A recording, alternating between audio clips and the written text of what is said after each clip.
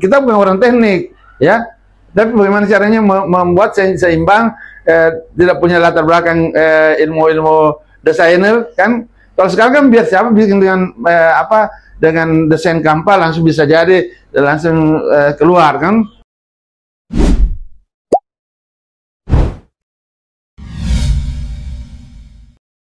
Assalamualaikum warahmatullahi wabarakatuh. Salam sejahtera untuk kita semua.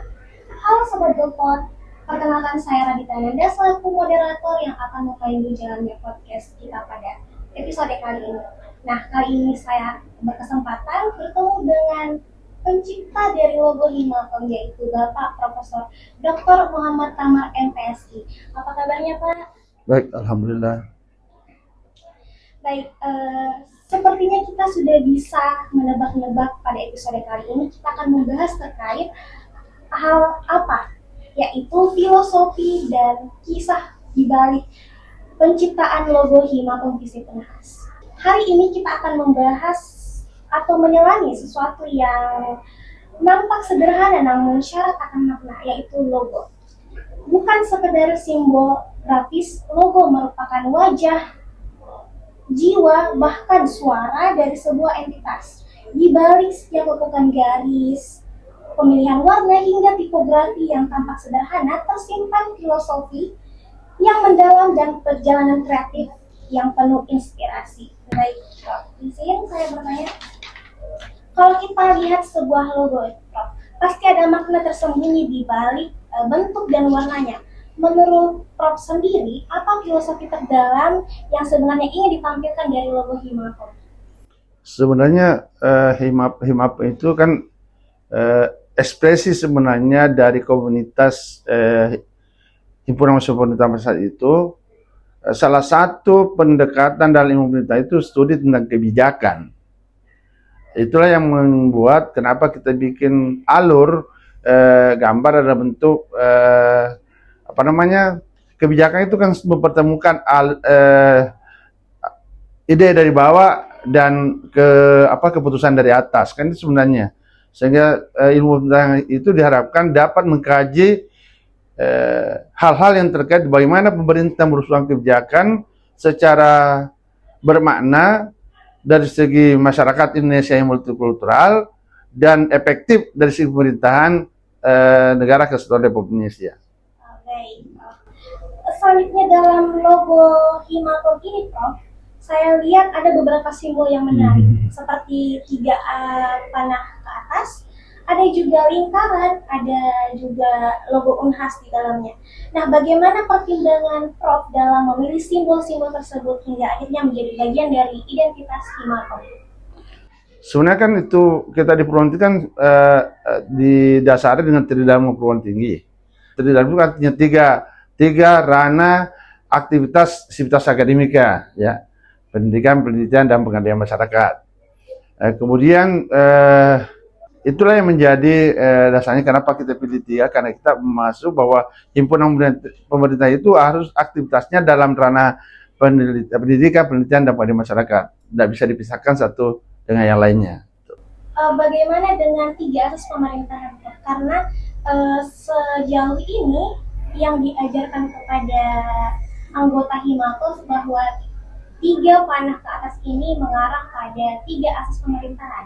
Ya, sekalian juga bahwa di dalam pemerintah itu kan ada 3 asas otonomi, desentralisasi, dan dekonsentrasi. Ya, kan itu menjadi bagian juga dari dalam studi kebijakan kan itu harus terpadu, terlepas dari apakah itu menjadi hak otonomi atau itu merupakan tugas pembantuan atau itu tugas dekonsentrasi. Semua pemerintah daerah harus merumuskannya dengan tepat, ya. Kan biasanya itu berkaitan dengan sumber kewenangan, dengan bagaimana kewenangan itu dilakukan, kan itu asasnya. Tapi tujuan akhirnya kan bagaimana mewujudkan kesejahteraan untuk masyarakat. Ya. Baik, dalam sebuah karya biasanya itu tidak lahir sendirian dan tidak mungkin lahir dalam waktu 1 malam saja.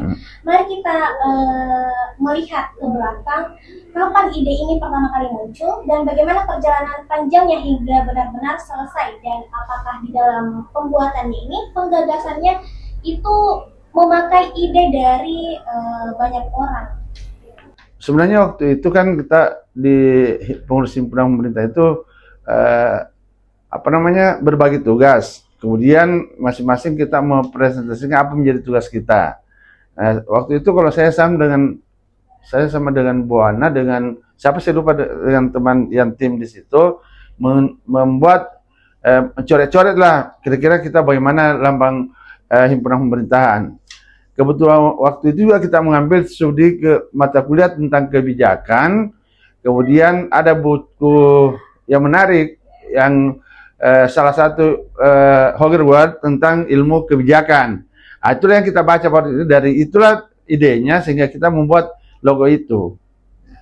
Karena bahwa salah satu pendekatan hukum menyebut tentang kebijakan, karena kalau kita bicara undang-undang itu hanya bicara tentang formalitas. Kebijakan sebenarnya mempertemukan antara undang-undang dengan kebutuhan dari suatu masyarakat. Jadi logo Himakom ini dibentuk dari gagasan ide beberapa orang. Ada tim-tim. Iya, ada timnya yang kita saling itu, tetapi ide dasarnya memang dari saya, bahwa harus begini, teman-teman. Oke, kalau begitu kita buat. Gitu. Waktu itu kan kita juga Himakom tidak terlalu banyak orangnya kan, angkatan 83 itu berapa ya? Mungkin ada 40-an, 50-an, tapi yang aktif di himpunan itu ya yang aktif sebagai pengurus himpunan mungkin 10-an lah. Yang dengan Mas Jo, dengan Bu Ana, dengan yang aktif sehari-hari ya. Yang aktif biasa kalau kita ada kegiatan resmi, tapi kalau yang berpikir sehari-hari apa yang kita butuhkan untuk organisasi, mungkin tidak sampai 10 lah yang biasalah organisasi ramai kalau banyak kegiatan, tapi kalau tidak kegiatan ya kita saya yang sering ngumpul di sekretariat, mikir apa yang diperlukan untuk bisa tetap eksis ini organisasi. Ya. Pertanyaan selanjutnya, setiap desainer tentunya punya sumber inspirasi nih Prof. Nah, untuk logo Himakom ini, apakah inspirasinya Prof itu lebih banyak datang dari budaya lokal atau nilai organisasi, atau mungkin dari pengalaman pribadinya Prof sendiri? Sebenarnya waktu itu kan kita lagi memang namanya usul kan itu berhubungan dengan diskusi-diskusi, pergumulan pemikiran. Saya waktu itu kan kita juga ada mata kuliah tentang politik lokal. Tetapi saya pikir bahwa Indonesia yang kita harapkan sebenarnya, kalau kita pakai undang-undang yang ada saat ini, menurut saya tidak cukup. Ya, kita butuh mengakomodasi, dan itu sebenarnya saya sudah salahkan dari saya mahasiswa ke ilmu pemerintahan, bahwa kan di Indonesia tidak banyak ilmu pemerintahan kan. Dan saya harus ilmu pemerintahan Indonesia itu berpusat di Unhas. Cuma tidak ada yang mengakomodasi kepentingan akademik untuk bagaimana melakukan pemerintahan dengan asas-asas pemerintahnya, kemudian penguatan pemerintahan sebagai ilmu yang mandiri.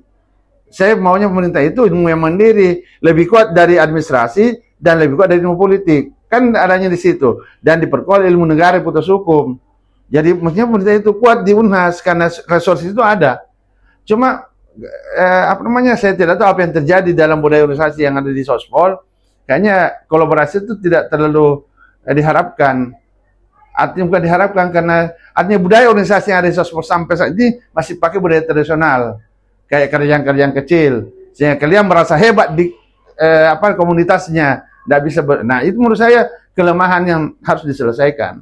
Dan saya sudah sampaikan Pak Andi Lukman. Ya. Menurut saya pemerintahnya banyak hal yang harus dilakukan. Ya. Pertanyaan selanjutnya, menerjemahkan identitas sebuah organisasi ke dalam simbol visual tertentu bukan hal yang sederhana tentunya. Bagaimana Anda bisa menceritakan atau menuangkan proses kreatif Prof dalam membuat logo ini ke dalam Himakom? Bagaimana caranya logo ini menginterpretasikan bahwa ini menggambarkan sebuah Himakom? Iya, kan kita memang kalau waktu itu kan kita memang lagi tanda kutip gila-gilanya mencari ilmu di luar bangku kuliah. Artinya waktu angkatan saya itu ilmu kita lebih banyak kalau kita bicara pemerintahan pada waktu itu kan ilmu yang kita peroleh pemerintahan sederhana, Undang-Undang 65 atau 74, cuma itu. Tanya Pak Mas Jo kalau tidak. Semua mata kuliah pasti ujungnya Undang-Undang 74. Kita merasa bingung kalau hanya pemerintahan cuma ini, ngapain ada di pemerintahan kan gitu. Jadi itu harus direkreasi sehingga menjadi suatu ilmu yang menarik dan bermanfaat itu. Nah, itulah sebabnya kita pakai salah satu sudut pandang, ternyata ada ilmu dan kita cari di seluruh dunia ilmu pemerintahan di mana sih adanya, ternyata dari Belanda, tapi itu ilmu tentang kebijakan. Dan itulah kita menganggap bahwa ini yang penting dikembangkan Indonesia, ilmu tentang kebijakan. Ya, karena ilmu tentang kebijakan inilah ilmu yang mempertemukan antara tadi rule, aturan, dan kebutuhan masyarakat. Dan kebutuhan masyarakat Indonesia menurut kita, masyarakat Indonesia sampai hari ini kan sangat beragam kan, dari Sabang sampai Merauke. Nah, itu pun pendekatan baru untuk, menurut saya kelemahan pemerintahan saat ini karena dia hanya mau one system. Padahal mestinya pemerintah itu multi sistem. Kalau bicara politik lokal, itu. Ya, pertanyaan selanjutnya, logo ini walaupun ukurannya kecil, bentuknya kecil, tetapi ini merupakan karya yang sangat besar, kok. Pasti punya tantangan tersendiri. Dalam merancang logo Himapom, apa tantangan terbesar yang Prof alami, baik secara teknis maupun ideologis? Karena tadi Prof sudah menyinggung bahwa pembuatan logo ini dibuat bersama-sama dengan tim. Ya, saya kira waktu saya mahasiswa dengan teman-teman kan belum ada program-program yang sekarang grafis yang gampang bisa langsung jadi. Kita membuatnya manual, gambarnya ukurnya berapa senti apa semua itu sangat, kita bukan orang teknik ya, tapi bagaimana caranya membuat seimbang, tidak punya latar belakang ilmu desainer kan. Kalau sekarang kan biar siapa bikin dengan dengan desain Canva langsung bisa jadi, langsung keluar kan. Itu teknisnya waktu itu, karena kita bukan ilmu menggambar, tapi kita bagaimana caranya, makanya itu yang tantangan teknisnya waktu itu ya. Kalau terkait pandangan masing-masing, apakah pada saat proses pembuatan logo ini berdebat dalam pembuatan tipografinya, pilihan warnanya, penempatannya? Berdebat sih tidak, dan kita sharing informasi saja bahwa sebenarnya kita pakai trilogi itu sebenarnya 3. Itu tadi asas pemerintahan ada 3, kemudian tri dan perguruan tinggi, dan kebetulan itu semua aktivis kita orang HMI. Ilmu itu apa istilahnya, ilmu padu mengabdi, yang sifatnya ada 3 itu kalau bicara tentang keilmuan di HMI, toh? Jadi itu background filosofisnya, bahwa kita bergerak dari ilmu di agama kan diajarkan juga bagaimana syariat, tauhid, dan akhlak kan itu 3 juga kan. Tapi itu kan kita tidak munculkan kan, itu maunya kita menjadi platform orientasi perilaku kita untuk senantiasa berbuat baik. Tapi dasarnya juga dari situ. Jadi kenapa 3? Itu 3 sumber inspirasi kita dalam membuat kekuatan kita sebagai mahasiswa pada saat itu. Ya. Ketika logo ini pertama kali diperkenalkan kepada anggota Himapom, bagaimana reaksi mereka? Apakah sesuai dengan harapan Prof sendiri, atau justru ada cerita menarik di balik pengenalan logo ini? Sebenarnya itu kan kita jumlahnya kan tidak terlalu banyak, jadi relatif tidak punya tantangan untuk berdebat tentang hal seperti itu. Karena kita semua rata-rata angkatan saya itu angkatan yang suka baca buku, suka diskusi. Ya di samping itu tetap ada mainnya, tetapi kalau kita sudah saling mengerti tentang dasarnya kenapa itu dan kenapa mesti begitu, semua bisa menerima karena kita dasar pikirnya logis ya. Tuh. Jadi diterima dengan baik. Iya. Oke. Sekarang logo yang sudah Prof rancang sebelumnya jauh dari mungkin kelahiran kalian yang sedang ada di Himapom pada saat ini, sudah resmi menjadi identitas Himapom seutuhnya, Prof. Bagaimana perasaan Prof sendiri melihat karya ini akhirnya melekat pada organisasi? Saya merasa senang saja bahwa hal yang kecil itu ternyata ada maknanya bagi kita untuk memperbaiki kedepannya bagaimana. Saya berharap sebenarnya pemerintah itu menjadi ilmu yang tepat guna begitu ya. Dan menurut saya ini yang saya sudah bilang sama Pak Lukman, tugas Pak Lukman itu berat karena, dan saya berharap tantangan ilmu pemerintahan yang ada selewat itu bisa sekarang diatasi oleh Pak Lukman sebagai kepala departemen, ya, dan itu harus dibangun. Ya, tentu nanti orang tanya, kenapa saya pindah, karena dari awal saya berpikir pemerintah itu harus multidimensi. Tidak mungkin pemerintah itu harus multidisiplin di dalamnya. Pemerintah harus, nah, maka itu sebenarnya dari dulu saya agak protes sebenarnya dari institut pemerintah dalam negeri. Karena menurut saya itu tidak, sementara pemerintahan bukan hanya butuh pemerintahan. Jadi pemerintah itu harusnya dia level sekunder sebenarnya yang harusnya mengakomodasi. Jadi kalau saya malah waktu pernah diskusi dengan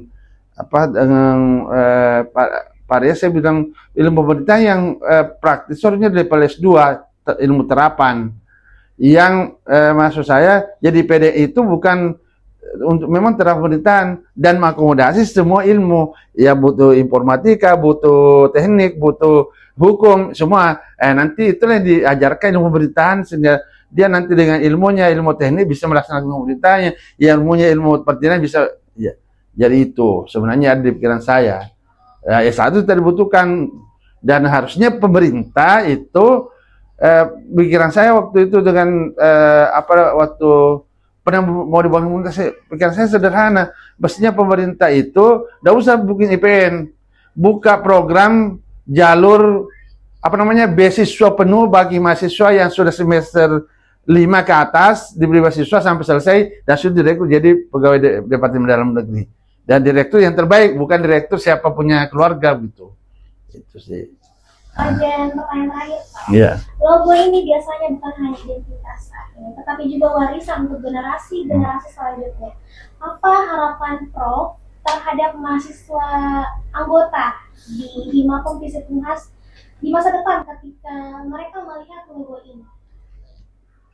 Ya, logo itu kan sebenarnya membangun identitas kepada kita bahwa kita punya cara berpikir yang melambangkan logo tersebut. Ya, harapannya itu bahwa seorang sarjana pemerintah itu melekat dirinya untuk bertindak bijaksana dalam menghadapi segala situasi, paham aturan, tahu kebutuhan masyarakat, dan itulah diramu menjadi suatu kebijakan. Itu sangat sederhana sebenarnya. Anytime, dimanapun tempat Anda bertugas, apapun pekerjaan Anda, ketika Anda bisa bertemu itu, dasar hukumnya jelas, kebutuhan masyarakat jelas, buat apa yang penting untuk masyarakat. Itu kan sederhana. Baik, terima kasih Prof. Ya, makasih. Iya. Nah, itu tadi teman-teman, bahwa ternyata perjalanan pembuatan dari logo Himapom Visip Unhas ini melewati berbagai lika-liku.